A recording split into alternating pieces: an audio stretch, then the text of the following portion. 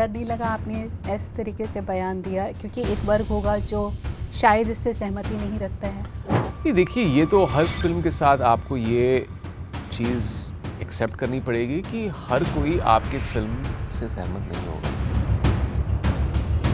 मेरी वाइफ एक हिंदू है, मेरी मदर क्रिश्चियन थी। मेरे घर में मेरा जो बेटा है पूजा भी पढ़ता है, नमाज भी पढ़ता है, तो एक बहुत ही सेक्युलर इन्वायरमेंट है। तो मैं इस फिल्म को उस लेंस से देखा। आपने कहा था बहुत से एक्टर हैं जो अपनी लाइनें याद करके नहीं आते, समय पे नहीं आते, क्योंकि ये तो बेसिक नॉर्म है इंडस्ट्री का होना चाहिए, मुझे लगता है। हाँ, नॉर्म है, लेकिन फिर भी कुछ लोग इसको फॉलो नहीं करते हैं। नमस्कार, मैं स्मिता श्रीवास्तव, दैनिक जागरण से। आज हमारे साथ हैं एक ऐसे कलाकार जिन्होंने पहले रोमांस बहुत किया, थ्रिलर भी किया, हॉरर भी किया, और अब पहली बार वो आपको वकील की भूमिका में दिखेंगे। जी, हम बात करें इमरान हाशमी जी की, जो हक फिल्म में पहली बार वकील की भूमिका निभा रहे हैं। इमरान, आपका बहुत बहुत स्वागत है। शुक्रिया, थैंक यू। तो इमरान, शुरुआत कल ट्रेलर लॉन्च पे की गई कुछ बातों से करते हैं। जी। आपने कहा था बहुत से एक्टर हैं जो अपनी लाइनें याद करके नहीं आते, समय पे नहीं आते, जबकि ये तो बेसिक नॉर्म है इंडस्ट्री का होना चाहिए, मुझे लगता है। हाँ, नॉर्म है, लेकिन फिर भी कुछ लोग इसको फॉलो नहीं करते हैं। आई थिंक ये एक चीज़ एक रेयरिटी हो गई है। ऐसा नहीं कह रहा हूँ कि इंडस्ट्री में प्रोफेशनल लोग नहीं हैं, लेकिन शायद कुछ लोग, उनका एक थोड़ा सा केयरफ्री और एक लीजरली एटीट्यूड होता है अपने प्रोफेशन के प्रति। But that's a good thing about the industry. यहाँ पे हर टाइप के लोग मिलते हैं, यहाँ पे अलग अलग किस्म के लोग मिलते हैं, एंड सब लोगों से कुछ सीखने को मिलता है। I have always had this thing, बस basic thing what you can do as an actor, जो आप अपने सर्विसेज अगर दे रहे हो क्रिएटिवली, टाइम पर आ जाइए और लाइन सीख के आ जाइए। तो ये तो बेसिक नॉर्म है। मैं कहना ही चाह रही थी, एक बहुत कम कलाकारों में एक आप हैं जो अपना मतलब टाइमली आते हैं और इवन पत्रकारों को भी इंतज़ार नहीं कराते हैं। जी जी, बिल्कुल, बहुत अच्छी बात है। I don't know, I think ये एक इनग्रेन्ड थी चीज़ पहले से, एक डिसिप्लिन। शायद ये स्कूल के टाइम से एक कुछ इनग्रेन्ड एक प्रॉब्ली लाइफ फिलॉसफी है। मैं खुद के वक्त को बहुत वैल्यू देता हूँ, और मैं दूसरों के वक्त को भी बहुत ज़्यादा वैल्यू देता हूँ, क्योंकि मुझे पता है कि कभी कभार जब मुझे अपने प्रोफेशन के अर्ली इयर्स में कहा गया था वेट करने के लिए, तो मुझ पे क्या बीतती थी। तो मैं कभी ये किसी और पे नहीं चाहूँगा। तो जितना हो सके कोशिश करता हूँ कि टाइम पे आके काम टाइम से हो जाए। तो आपने टाइम की बात की है, तो अभी तो बात हो रही है कि फिक्स वर्किंग आवर होने चाहिए। जी। हीरोइंस को नहीं मिलते, हीरोज़ को मिल जाते हैं। आपने कभी ऐसा रहा कि फिक्स वर्किंग आवर में काम करके निकल के, ऐसी चीज़ें पॉसिबल हैं, हुई हैं आपके साथ? आई थिंक जिस चीज़ का आप जिक्र कर रही हैं वो शायद कुछ एक्ट्रेसेस के लिए हैं जो चाइल्ड बर्थ के बाद उन थोड़ा कॉम्प्लिकेशंस बढ़ जाते हैं, क्योंकि they also have to attend to their family and to the kid per se. But जहाँ तक कि मेरा सवाल है, I kept it slightly open. हाँ, ये तो जनरली एक सेफली कहूँगा कि 12 या 13 घंटे के बाद आप बहुत मैकेनिकल हो जाते हैं। बिल्कुल। वैसे तो आप 24 घंटे भी काम कर सकते हैं, मगर उसके बाद एक रोबोट ही काम करता है, क्योंकि उसके बाद it becomes very monotonous, mechanical, और जो इमोशनल जो रेजोनेंस होनी चाहिए परफॉर्मेंस में, वो निकल के नहीं आती है। तो मैं थोड़ा सा एक विगल रूम रखता हूँ। जब शूटिंग के शायद अगर 12 घंटे हैं तो I can push it to 14। मैंने 24 आवर्स भी शूटिंग की है। It's not conducive, it's not the best, but कभी कभार जब काम ख़त्म करना है और शायद प्रोड्यूसर का सेट लगा हुआ है एंड आपको ख़त्म, other actors don't have dates, बहुत सारी लॉजिस्टिकल चीज़ें होती हैं, I do push myself a little bit to shoot that. बिल्कुल, क्योंकि ये फिल्म भी इक्वालिटी की बात करती है, तो इसलिए मैंने पूछा। ये इक्वालिटी, टाइम की इक्वालिटी, पैसे की इक्वालिटी, ये इंडस्ट्री कहीं ना कहीं इन मामलों में पीछे है अभी भी। हाँ, ये है। I mean generally of course there is this disparity, जहाँ पे आप देखते हैं कि there is a disparity in the payment that's made to sometimes to male actors to female counterparts. ये जनरली मैं इसको एक जेंडर चीज़ के हिसाब से स्क्यू नहीं करूँगा। ये बेसिकली हमारे इंडस्ट्री में रेम्यूनरेशन आपको उस हिसाब से दी जाती है जहाँ पे आपका बॉक्स ऑफिस नंबर अटैच्ड हो। अगर आप के नाम पर एक फिल्म में इतनी ऑडियंस आती है, इतनी तादाद में आती है आपकी फिल्म को देखने के लिए, उस पर निर्भर है, उस पर डिपेंडेंट है। ना कि if you're a male actor or a female actor, it's got nothing to do with that. आपके बॉक्स ऑफिस नंबर से जुड़ा रहता है। So there's no disparity that way, I feel. This is my take. I could be wrong. This is my limited knowledge of this. ये मैं कह सकता हूँ। तो पहली बार वकील बने थे, क्या तैयारी रही, कितना रियल वकील से मिला, कितना कोर्ट रूम ड्रामा विजिट करना पड़ा, फिल्में देखी या कुछ ऐसा रहा? इसलिए मैंने बहुत सारी फिल्में देखी हैं, कोर्ट रूम ड्रामास देखी हैं। आई हैव सीन फिल्म्स जहाँ पे लॉयर्स जो शोज़ होंगे या फिल्में होंगी, तो वो तो एक मेरे सबकॉन्शियस में वो हमेशा वो चलता ही रहता है, जहाँ मैंने बहुत ऐसी फिल्में देखी हैं और मुझे बहुत पसंद भी हैं। बट आई थिंक मेन चीज़ ये थी, इस केस जो मेन जो लैंडमार्क केस था अब्बास खान, अहमद खान और शाहबानो का, जिससे हम प्रेरित हैं, उसको बस एक जानना कि इस तरह प्ले आउट हुआ था। इसमें एक ह्यूमन स्टोरी भी है, of course court room drama के सीन्स थ्रिलिंग है, वो सब अच्छा है, लेकिन बेसिक एसेंस जो दिल को छूती है बात, वो है एक ह्यूमन स्टोरी इन दोनों के बीच। जहाँ तक कि लॉयर का कैरेक्टर है, मुझे उसके लिए प्रेप करना पड़ा। ऑफ कोर्स लॉयर के किरदार के लिए बहुत सारी लाइंस आपको सीखनी पड़ती हैं, मोनोलॉग्स होते हैं, तो वो बेसिक प्रेपरेशन। और आई थिंक सुपन ने बस यही कहा था कि एक डेकोरम होता है एक कोर्ट में, क्योंकि मेरा एक जो व्यू पॉइंट था लॉयर्स को लेकर, जनरली जब हम स्क्रीन पे देखते हैं या तो चिल्ला के ओवर थिएट्रिकल बोलते हैं। सुपन ने कहा कि no, we have to keep it according to the real decorum जो सेशंस कोर्ट या हाई कोर्ट या सुप्रीम कोर्ट में होता है, जहाँ पे आप इतनी ऊंची आवाज़ से आप नहीं बोल सकते हैं, क्योंकि एक अदब, एक डिसिप्लिन होता है, एक इज्जत होती है कोर्ट की, जज की। तो कुछ फिल्मों में चल जाता है वो, अगर वो एक आउट एंड आउट मसाला, वो एक एंटरटेनिंग जो एक होता है जहाँ पे आप कुछ भी कर सकते हैं और एक ओवर द टॉप पिच होता है, but we have kept the pitch very real. तो जब आप कोर्ट रूम की सीन्स देखेंगे, it's pitched exactly how lawyers बात करेंगे जज से या बहस करेंगे आपस में एक कोर्ट रूम में। बिल्कुल। पर इमरान, आपने कल कहा था मुसलमानों को ये फिल्म ज़रूर देखनी चाहिए जी। डर नहीं लगा आपने इस तरीके से बयान दिया, क्योंकि एक वर्ग होगा जो शायद इससे सहमति नहीं रखता है? नहीं, देखिए, ये तो हर फिल्म के साथ आपको ये चीज़ एक्सेप्ट करनी पड़ेगी कि हर कोई आपके फिल्म से सहमत नहीं होगा। मैं सिर्फ अपने नज़रिए से ये चीज़ कह सकता हूँ, जैसे मैंने कल के प्रेस कॉन्फ्रेंस में भी कहा, मैं एक लिबरल मुस्लिम हूँ। अगर आप मेरी बैकग्राउंड देखेंगे तो मेरी वाइफ एक हिंदू है, मेरी मदर क्रिश्चियन थी। मेरे घर में मेरा जो बेटा है पूजा भी पढ़ता है, नमाज भी पढ़ता है, तो एक बहुत ही एक सेक्युलर इन्वायरमेंट है। तो मैं इस फिल्म को उस लेंस से देख रहा हूँ। जब कोई ऑडियंस मेंबर ये फिल्म जो भी देखेगा, वो अपने नज़रिए से देखेगा, उनके कल्चरल इन्फ्लुएंसेस, उनके रिलीजियस इन्फ्लुएंसेस, उनके ऑर्थोडॉक्स या ट्रेडिशनल इन्फ्लुएंसेस। तो मैं कभी इस बात पर ठान के ये नहीं कहूँगा कि यार अच्छा आप किसी भी चीज़ से ऑफेंड नहीं होंगे, बट मेरा बस मानना इसमें है कि जो मैंने एक मुसलमान होने के नाते जो मैं इस फिल्म से मैंने जब स्क्रिप्ट पढ़ी, मैंने ये चीज़ ली कि इट्स प्रो विमेन, एक औरत की आवाज़ की कहानी है, इंसाफ की कहानी है। ऐसा होता है, हमारे समाज में ऐसी चीज़ें होती हैं। ये एक अनबायस्ड लुक है मेकर्स की, इसलिए मैंने कहा एज ए मुसलमान मुझे ये देखना पड़ा कि ये यहाँ पे कोई बायस चीज़ तो नहीं हो रही, जो मैं साफ कह सकता हूँ नहीं है।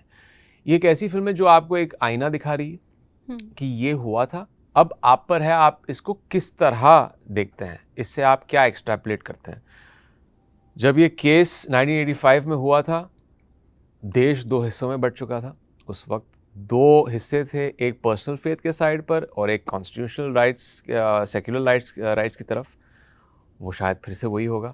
अगर ऐसा हुआ तो ये तो बस ये कि हमारे फिल्म की डीएनए है, we can't like detach from it, क्योंकि ये तभी भी हुआ था 1985 में। बट मैं सेफली कह सकता हूँ कि एक इंट्रोस्पेक्टिव चीज़ है मर्दों के लिए भी। हम एज जो हमारी पेट्रियार्कल सोसाइटी है, कुछ बहुत सारी चीज़ें होती हैं जो हमारे बायसेस होती हैं, which costs a woman her dignity many a time हमारी सोसाइटी में। और ये मैं सिर्फ एक कॉम की बात नहीं कर रहा हूँ, this goes across the board. जैसे मैंने कल भी कहा, it's through generations and communities, there are a lot of Shahbanos and Ahmad Khans, Abbas Khans, जो इस तरह उलझ जाते हैं इन चीज़ों में, प्यार, betrayal, religion और justice के बीच. So it's not maligning a community, this much I can say. तो मैं बस यही कह रहा था कि हर मुसलमान को देखना चाहिए, because it's about, just so happened that these people belong to a community and everyone can take something, but every community should see this film and you can take back something from it. देखिए जैसे इसमें यामी का character कहता है ना कि मुझे भी वही अधिकार मिलना चाहिए जो बाकी महिलाओं को मिलता है, तो आपको लगता है देश में एक समान अधिकार होना चाहिए, महिलाएं हों चाहे पुरुष हों, सबके लिए अधिकार एक समान होना चाहिए? Definitely I think you know ये जो एक कभी कभी एक ओप्रेसिव चीज़ हो जाती है,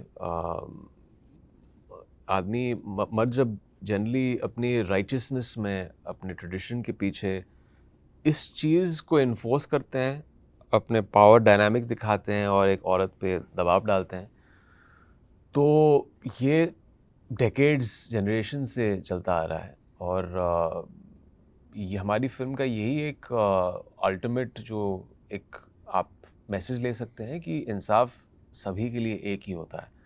जब शाहबानो अपने लिए केस लड़ रही थी, जस्टिस के लिए लड़ रही थी, वो सिर्फ अपने लिए नहीं, आने वाली बहुत सारी पीढ़ियों के लिए लड़ रही थी. तो इसलिए तो कहते हैं कि ये एक लैंडमार्क केस था. This set into momentum something जो उसके बाद इसके बारे में बहुत सारे डिस्कशंस हुए थे. आज भी जब आप एक औरत की इक्वालिटी या डिग्निटी या बेसिक राइट्स के बारे में बात करते हो, इसका जो मोमेंटम शुरू हुआ था 1985 से, इस केस से शुरू हुआ था. इसलिए बहुत ज़रूरी था कि हम इस पर एक फ़िल्म बनाएं और ऑडियंस के सामने पेश करें. लेकिन इमरान, ये फिल्म ऐसे समय आ रही है जब हम यूसीसी की भी बात करें, यूनिफॉर्म सिविल कोड की भी, तो यूसीसी और पर्सनल लॉ बोर्ड, मुस्लिम पर्सनल लॉ बोर्ड के बीच आपको लगता है जो टकराव की एक बात हो रही है, तो ये फिल्म उसमें कहीं ना कहीं स्मूथनेस लाने में मदद करेगी जो राइट्स हैं उसको लेके? देखिए, जैसे मैंने कहा कि ये एक रिफ्लेक्शन है, ये हम दिखा रहे हैं कि ये किस तरह हुआ था. ये आपको सोचने में मजबूर करेगी. ये इसमें कुछ इंपॉर्टेंट सवाल उठाए हमने, और अगर ये थोड़ा डिबेट भी होता है फिल्म के बाद, आर्ग्यूमेंट्स होती हैं, तो ये अच्छी बात है, क्योंकि इन डिबेट से ही कुछ एक बदलाव आएगा सोसाइटी में. और ये एक इंट्रोस्पेक्टिव चीज़ है. जब आप फिल्म देख के बाहर निकलोगे, ये जो दो तरफ की जो आर्ग्यूमेंट्स होती हैं कि एक पर्सनल साइड की और एक सेक्युलर लॉ की साइड की, वो दोनों बहुत इंपॉर्टेंट है. उसका कहीं कभी कभी बैलेंस हो सकता है, नहीं हो सकता है, इसलिए this favouring towards one side, जहाँ पे यहाँ विंडिकेशन शाहबानो को मिला था. But both are very important. दोनों के बीच जब एक तरह से टकराव होती है तो थिंग्स गेट वेरी कॉम्प्लिकेटेड. वही दिखाया हमने फिल्म में, एक कॉम्प्लिकेशन किस तरह उभर के आती है इस फिल्म में. पर आपने अलग अलग तरह का सिनेमा किया, हमने आपको रोमांस करते भी देखा है, थ्रिलर भी देखा है, हॉरर भी देखा है, लेकिन एक एक्टर के तौर पे हक ने आपको कहना चाहिए कितना एक्सप्लोर करने का मौका दिया है, एक नया साइड आपका एक्सप्लोर किया है?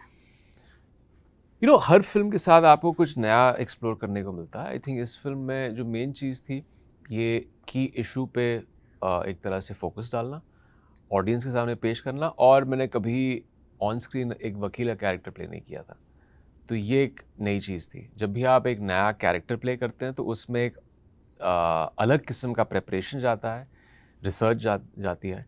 तो I think that was something very exciting for me, और थोड़ा चैलेंजिंग भी था, क्योंकि एक जब आप लॉयर का कैरेक्टर प्ले कर रहे हैं तो उसके साथ तो लाइंस बहुत होती हैं, मोनोलॉग्स होते हैं. मोनोलॉग टफ भी था आपके लिए? मोनोलॉग बहुत अच्छा मोनोलॉग था, ये नहीं कहूँगा टफ था.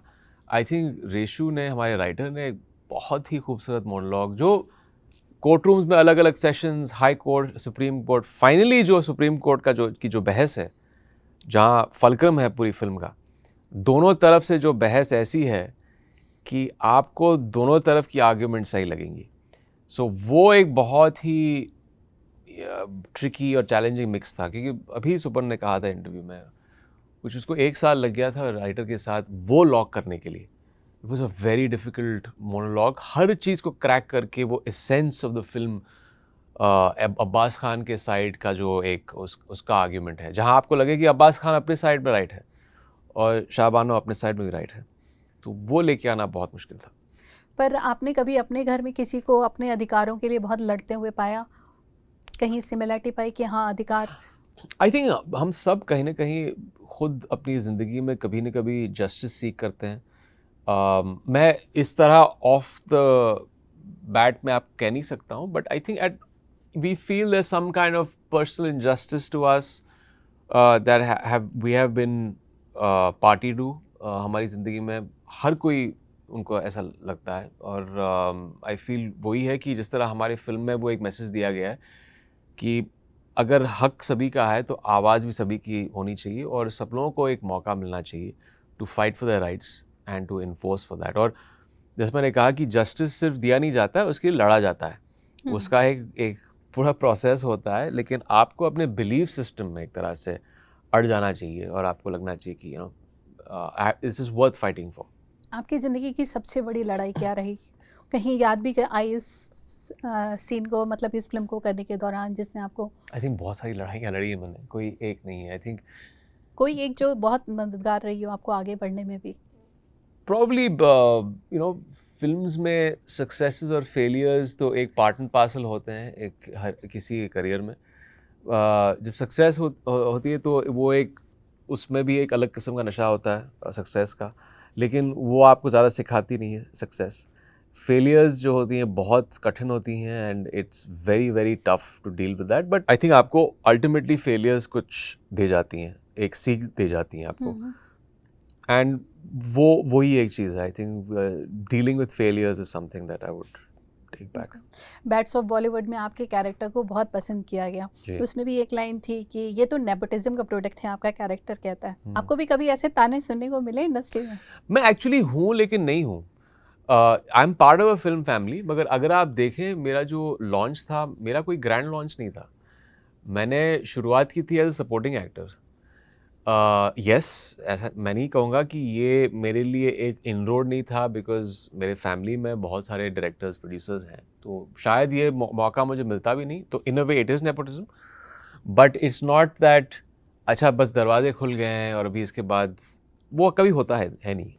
अल्टीमेटली ऑडियंस आपको एंडोर्स करेगी तभी आपको यहाँ पे सक्सेस मिलेगी. और यहाँ पे मेरी फैमिली में भट्ट साहब थे, मुकेश जी थे, उन्होंने मुझे मेरा पहला ब्रेक दिया, but as a supporting actor. Then slowly I climb my way up. अगली फिल्म मर्डर में आई प्लेड अ विलन. उसके बाद में जो तीसरी फिल्म है, उनने कुछ देखा, अच्छा ठीक है सेकंड फिल्म चल गई है, he's got some kind of acknowledgement from the audience. फिर थर्ड फिल्म जहर was मेरी पहली सोलो हीरो फिल्म थी. बस एक लास्ट क्वेश्चन, आवारापन 2 आ रही है, क्या आपके फीलिंग्स है उसके साथ? क्योंकि जब इसका अनाउंसमेंट हुआ तो ट्विटर पे बहुत लोगों ने बहुत अच्छी अच्छी चीज़ें लिखी थी आपके लिए. जी, या एक ऐसी फिल्म है जो आई थिंक ऑडियंस को इतने सालों से एक तरह से बांध के रखी है. इस फिल्म ने एक इमोशनली एक कनेक्ट है फिल्म को लेकर ऑडियंस का. उसके म्यूज़िक को लेकर एक बहुत बड़ा कनेक्ट है.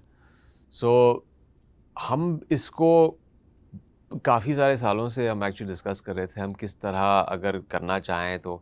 और मैं just for the sake of doing a sequel मैं नहीं करना चाहता था. पहले तो क्या हम कैरेक्टर को फिर से लेके आ रहे हैं, किस तरह लेके आएंगे, बिकॉज अल्टीमेटली तो आपको दिखा था कि वो कंक्लूजन हो जाता है उस पार्ट में. तो ये बहुत ही इंपॉर्टेंट क्वेश्चंस कि ऐसा नहीं लगे कि सिर्फ सीक्वल बनाने के चक्कर में हमने सीक्वल बना दी. It's very justified. जब आप फिल्म देखेंगे तो इमोशनल एक जस्टिफिकेशन है, एक लॉजिकल जस्टिफिकेशन है, बहुत सारी चीज़ें हैं. सो इट्स एन एक ऐसी फिल्म है जो मेरे दिल के बहुत करीब है, एंड या इट्स रिलीजिंग नेक्स्ट ईयर सून. चलिए हकारी, आपको उसके लिए बहुत बहुत शुभकामनाएं, और प्रार्थना करेंगे कि फिल्म सफल हो और लोग ज़रूर इससे जागरूकता आए. Thank you. Thank you.